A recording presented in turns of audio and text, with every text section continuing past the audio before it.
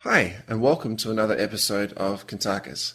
My name is Michael Yon, and this episode is Alien Intervention. This is the intervention of aliens that have happened over some of the past before the last million years that humans have been evolving here. So going way, way back. So Kuntarkis, just to start us off, you mentioned Nastea in a previous recording. Apparently, you've mentioned him. You've mentioned him in your volume 2 of your Dream Assassin as well. Can you just start by explaining what's his deal? Okay. Well, it's an interesting one, Michael, because he's not actually from this planet. And I got to say this right now. Now, I think a lot of things are starting to be discovered by scientists and also researchers that the big possibility of having alien intervention on this planet long before the Neanderthals, and that's before humanity came into existence, really, and that's about nearly 1,000,000 years. There have been several dozen different alien civilizations that have come down and created like a fortress on this planet. Many have built buildings all over the world. One example is the Ilias building all the pyramids just over 20,000 years ago. And they were here for at least 3,000 years. And what's really interesting is the Ilias are not war people. They don't believe in war. They're very loving and they like to evolve in their technology and also in their love of heart, because they were taught about the heart by the Nicarons a long, long time ago, because they're nearly 19 million years old themselves in their own evolution. But there were lots of other aliens who weren't totally aggressive, but were becoming that way because Earth itself is a very large planet. And the minerals that are within this Earth to many, many different forms of aliens is very precious. And three of the most important elements that they were after was naturally gold, was naturally copper. But the one that was really unusual that no one really thought about very much in human history, only over the last probably 100 years, is titanium. And titanium is a very, very interesting metal. It can literally heal itself. So that means if a metal can heal itself, it has some form of consciousness, just like, say, a microscopic bug. If it's harmed, it can heal itself. And a lot of those microscopic viruses and bacteria can be dormant for, say, 100 million years and be brought back into existence under certain, say, circumstances. So the aliens wanted to mine the planet Earth. And when all these aliens were arriving, they landed over different parts of planet Earth. And they all built really unusual buildings, some out of massive rock. Some, like the pyramids, was built out of sand with a liquid like mortar mixed together that the aliens created, which was the Ilias. And that's why they were able to create such massive structures. They even had the ability to melt rock, and some other aliens had the same ability. Now, the reason they built these buildings all over the planet Earth was not because they built them. Well, they did in a way, but they brought different species from different planets as slaves. They would investigate the universe. They would see a planet that was very unevolved, very easy to control, and they would take up like, say, 1,000, 10,000, and they would actually bring them to Earth and give them a new way of life. They would look after them, feed them, but they would do all the hard work. And this is how all this structure went on, where these aliens were removing vast amounts of minerals and being exported back to their own planets. Now, unfortunately, during that time of history, there were some that wanted more and wanted to control. They were the more aggressive aliens. Some were humanoid, some were not. Some were lizard-shaped. And the funny thing is, they started to have battles on Earth, and eventually battles in space. They even used the beings they brought here as soldiers to try and actually win wars. And before you know it, it became so bad that it caused so much eruption upon the planet Earth that it nearly wiped out every life form.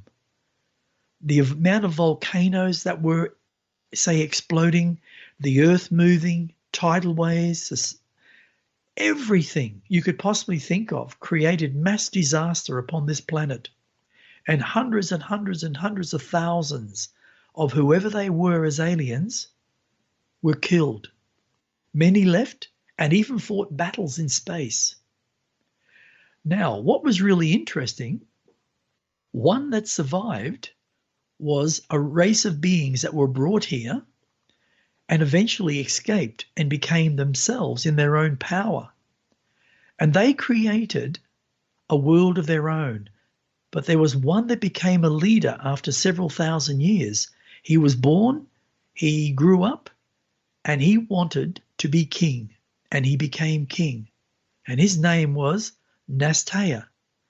Now, Nastea was a very, very, how would you say, intelligent, a very strong-willed type being. I can't call him man because he originally came from another world. But he fought many, many different nations, but he wasn't strong enough. And I think I've told this story before, which was on actually the Dorican Dragon Society. But he brought, well, he didn't bring it. I apologize. He didn't bring it. It was the Armagods that wanted to come back to Earth to complete what they were doing, and that was getting and gathering minerals. They brought these massive dragons down to planet Earth, and they became his warriors, and he won the battles. And he eventually wiped out all the dragons except one. They got away. And he became king of so many lands, just like Genghis Khan did. But eventually, he naturally grew old, and he died. And there were so many after it. But the interesting factor is, alien intervention began again. And it went through human history for hundreds of thousands of years because of the minerals that were on this planet. And everybody wanted to own. But then something happened that was really unusual. I found this out just recently. The Armagods were very good in technology, and they were also very good in controlling weather. And they created tremendous amounts of weather upon the planet that literally wiped out so many different species. And once those species were, say, wiped out and the confusion set in, the Armagods let it go for about 100 years of human time, then landed back on this planet and reproduced all the work that they had done originally to mine planet Earth. And they set up their different stations in several different places. But a lot of these worlds still existed, like the buildings. Some of the buildings still existed even today. And many of them are actually buried under mass amounts of dirt or rock because of the way the Earth changed its shape. When the Ilias came down, they built the pyramids. Then other civilizations came down, more so in human history, and built all these other different buildings. And again, the same thing started to happen. They wanted control. And that's what it's all about right throughout human history. It's about control and domination. And that's when the wars occurred again. And there were great battles. Now, the difference with the battles back in the human time, which is many, many hundreds of thousands of years ago, they led the people that they literally brought from other worlds to live here to fight their battles. The funny thing is, they didn't want to actually fight battles themselves because of the amount of loss that they've experienced over thousands and thousands of years, because these alien beings have been coming to Earth, fighting battles on their own planet, fighting battles on other worlds for superiority. They were fighting for planets. Now, if we went into the universe, we would discover lots and lots and lots of dead worlds. When you take out, and this is a strange thing, the Earth itself is a living vessel. It lives and breathes. It has volcanoes that has lava, which is representing blood, like in the human body. When you take out the energy source of a planet so much, the planet will survive for a period of time, but eventually die. And that's what's happened to a lot of worlds out there. A lot of worlds are now barren. And it's like the world of the Doricans. It's barren, right back in history. And yet today, it's lush, green. It's because the energy life force was placed back within that planet by the Nicarons. And it's the same with the Earth. The Earth itself has got far too much pollution because of what's happened over millions and millions of years. And that's the sad part. Is there anything you want to ask Michael about that before I go on? About planets? Planets, yeah. Yeah, so I mean, that was new to me that you said that Nicarons literally have the ability to have a spirit incarnate into a planet. They can help do that. That's right. Wow, they can. That's huge. And when we say a spirit, don't misunderstand me. It's actually living energy. They can literally implode energy, which is not, how would you say, not limited by not passing through solid substance. Energy will pass through anything. It doesn't matter what we believe solid substance to be. And by imploding energy into a planet, you can literally bring back its life force. And once you bring back its life force, you can make life reappear on that planet and things will start to grow. It's like when a volcano blows up and millions of tons of lava pours out over an entire, say, landscape, and it could be like 50 feet thick. Nothing can grow through that. And yet, it does. And there are places today that prove that. Scientists have proved it, where trees are growing. Because what's really amazing is soil can be recreated. And when it's recreated, it then has the ability for growth. It's like your body. If you have cancer because of, say, your earthly habits, whether it's alcohol, drugs, very bad negative emotions, whatever, you create disease. Now, you can go along and have that removed, cut out. You can take out your whole bowel system. Yes, then you've got to have all these tubes. It's going to shorten your life anyway. But if you change the level of your thinking, change the state of your mind, and truly believe that you can draw in living energy and regrow by dissolving all the negative cellular structure and reform whatever needs to be reformed, you will find you'll survive.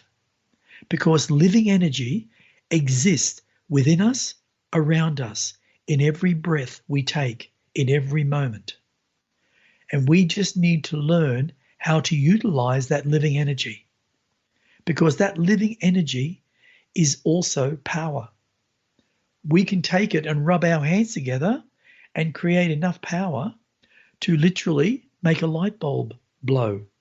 or glow, I should say glow. But it's very hard trying to hold a wire between your hands, but you can do it. You can take a potato and you can put in two wires and you can connect it over a period of time and you can make the actual light flicker. So there's electricity, which is living energy, in everything. It is so easy to produce. And one of the great men of the past was Nikola Tesla. He created a generator that could literally be harnessed and developed to be placed into every home in America at that time, probably eventually the world.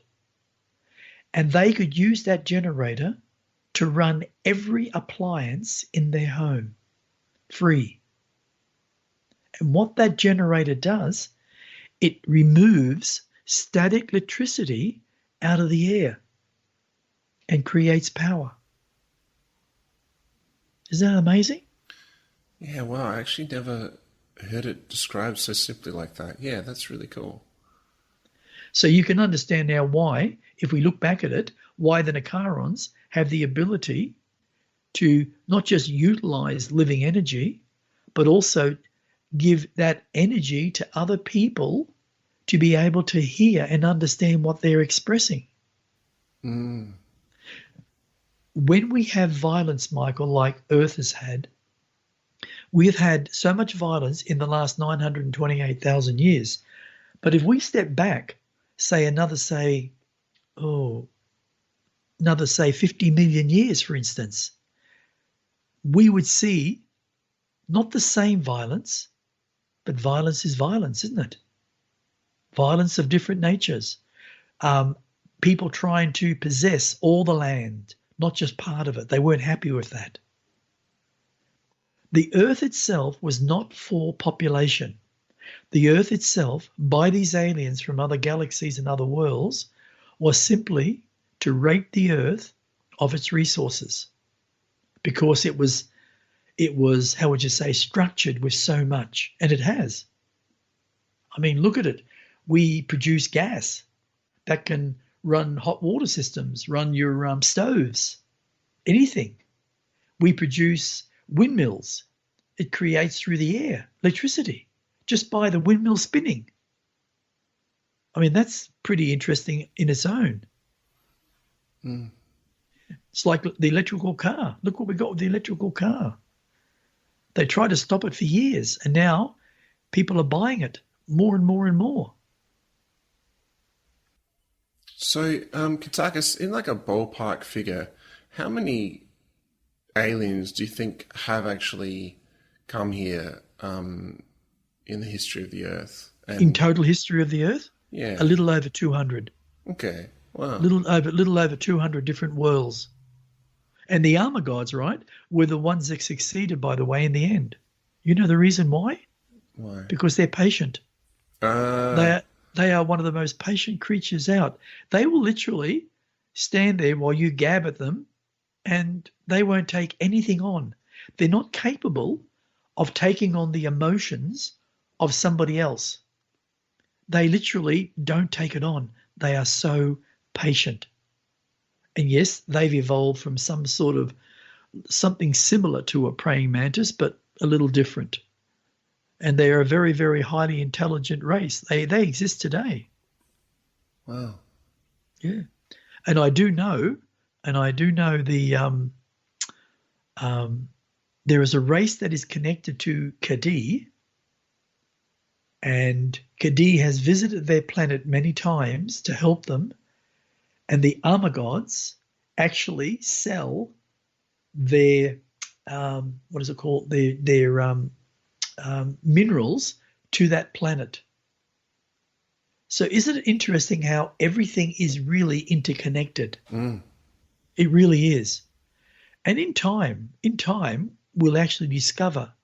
But what's more interesting is, if we look at, say, the different aliens that came here, it was like, say, for instance, the Ilias, they came here to harness technology for intergalactic travel. And they succeeded. where a lot of the other ones that came here were simply to extract minerals out of the earth. How did the aliens get technology from here to for intergalactic travel? I don't understand. I know they came for minerals. Yeah, they use this planet as a base to Oh, travel. right. They use this planet as their base. Originally, I mentioned this once before, originally the pyramids, like where the Giza pyramid is, they were actually layered with panels that weighed, some of them nearly 100, I think it's 10,000. I have to find that out again. I'm sorry. 100 I don't exactly have that exact information. But the panels were several thousand tons, and they were like a foot thick, like which is 30 centimeters. And they literally started from the base, and they all locked in perfectly, fully aligned over around their four sides. And they had all these hieroglyphics, and they were so shiny that if you're in space, you would see them without any hassles whatsoever. And you could literally know where you were. You could pinpoint it easy. And also, they used the pyramids to refuel their ships. How did they do that? Well, very interesting. They've even proven it. It's even spoken. This is simply. It's like saying it's a possibility. We believe that the aliens who created the pyramids also created the pyramids to create an energy flow. And they even explained how it was possible through these different chambers. Well, in reality, there's a chamber within the pyramid, especially the Giza, that's very, very large. And it stored the energy that was actually created naturally. And it literally came out through a certain section of the pyramid, and it floated. And what they realized, it would stay under the barrier of the, what's that called, the protection field around the Earth? The ozone layer? Yeah. The ozone layer. It stayed there. And because of the way the molecules were constructed, it all stayed together. It didn't break up. So it was like it all gathered in one massive, say, circular area. And when the ships came down, they could go within it and draw it within their ships, which actually would drive their ships for months and months and months. Wow. It was quite incredible. And it's actually a proven fact, but nobody wants to admit it, that they literally created their own fuel. Wow. Cool. And it did have something to do with the static electricity that's in the air. Okay. Does that also, is there a thing with some UFOs going into clouds? Is that does that relate? Absolutely. Yeah, they're the ones like Cadiz race. They used to do that. And what they could do, they could go into an actual white cloud, mainly a white cloud. It's like a mushroom cloud. And when they went inside, there was like electricity bolts flying back and forth, and they had a way of the electricity hitting their ships, and they could draw that power through certain chambers and store it, and it would drive their ships. Yes, 100%. Wow. And that actually is a proven scientific fact. Wow. I remember when I was on the Gold Coast one time, when I was living on the Gold Coast in a place called Kingscliff, and the house that I was living on had a veranda. And I remember one night I was out there and there was so much lightning about. It was just incredible. I've never seen lightning like that. And there were times when the lightning was so powerful, it came on and it was like daylight.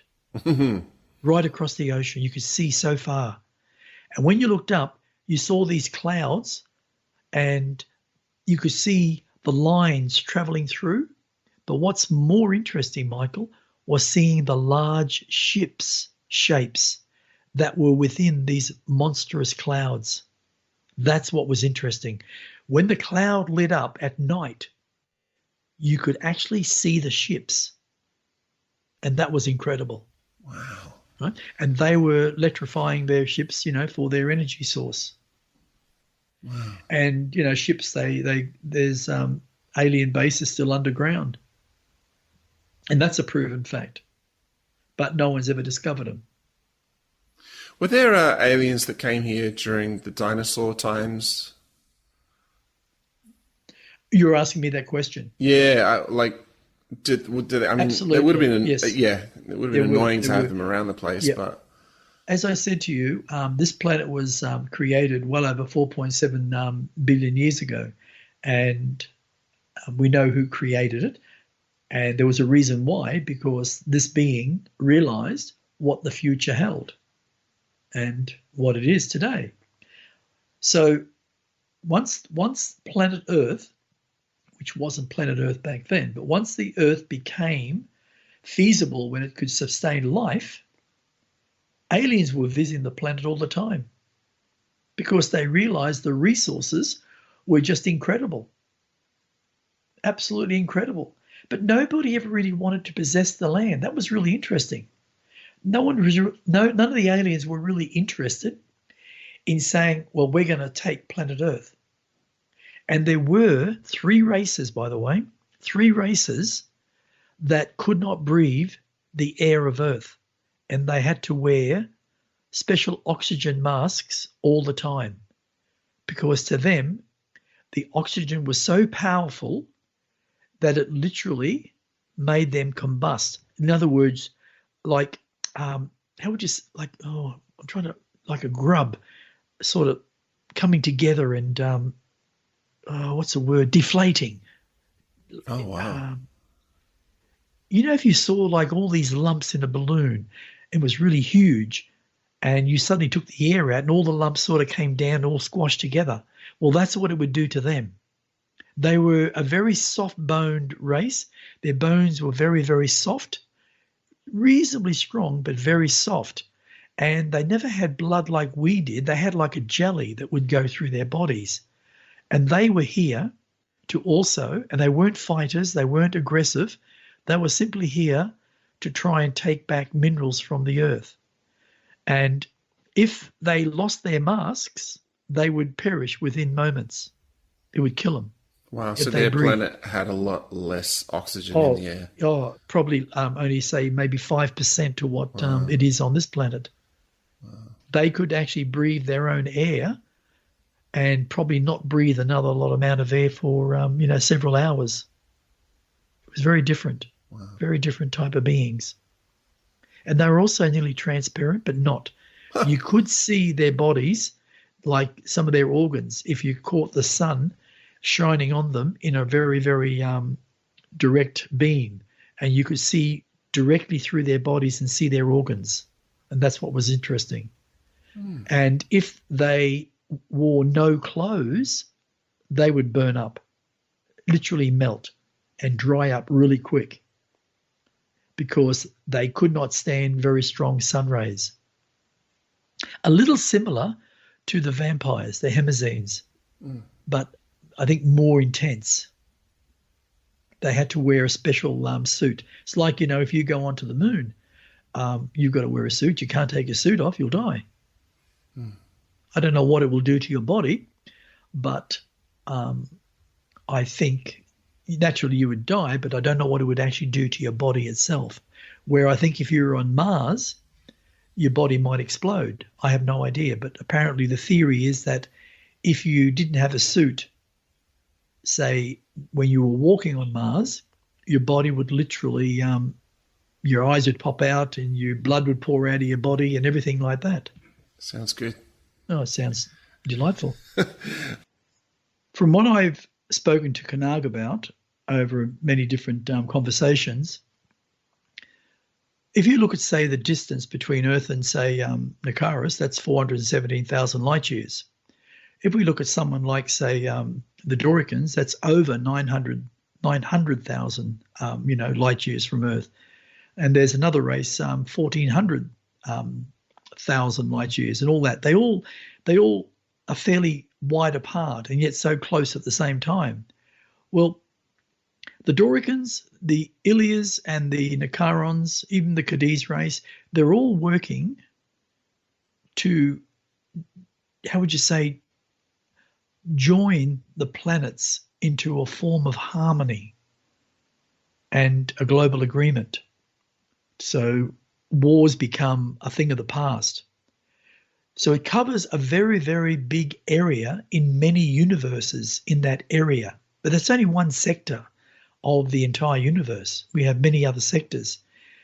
Yet, if we go to the right of it, there is a whole sector of reasonably aggressive alien beings who have tried to dominate other worlds, attacked other worlds, and eventually the Nicarons and the Ilias, not the Ilias, the Nicarons, the Doricans, they will eventually go over into that area of the universe and try to get them to become part of a global agreement to rid the universe of such violent wars, because some of the wars are very violent.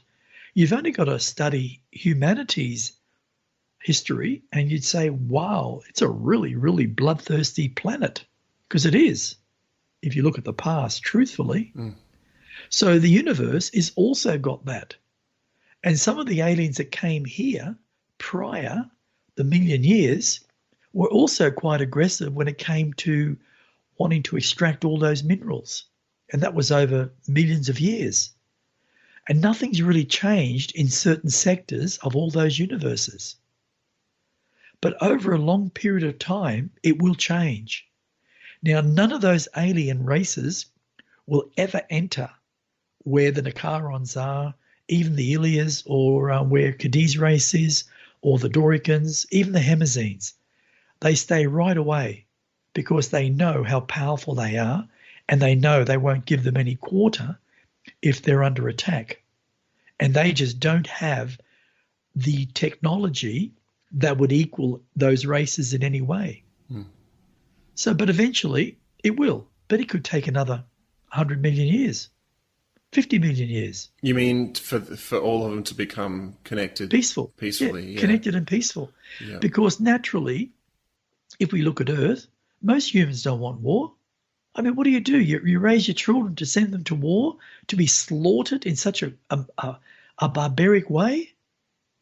That is just unbelievably selfish. And the people who caused all the wars on this planet right throughout human history and long before it are dictators, emperors that want to control. That's all it is. And people who are basically narcissists who don't have a balanced heart and don't come from the heart. But most people in this entire world really don't want wars. And that's what's got to happen. No more wars so people can grow consciously. Sure. Yeah. Well, this concludes another episode of Kuntarkis. Thank you so much, Kuntarkis, for all that you shared. And if you'd like to find out more about Kuntarkis, simply search etcconsciousness.com. You can find out about his books. You can even find out about having a personal consultation with him, which I highly recommend. Some of the most enjoyable times in my life literally were sitting at a table back and forth with Kuntarkis about whatever I wanted to ask him. It was just awesome. Also, if you have a question that you'd like to ask him, that maybe we can put on the recording. Also, maybe you have a suggestion as to what kind of subject we could cover. If you think it'll be right for us, then yeah, just send an email to kuntarkis@gmail.com. Well, that's it for now. Thanks so much for listening, and stay tuned for more.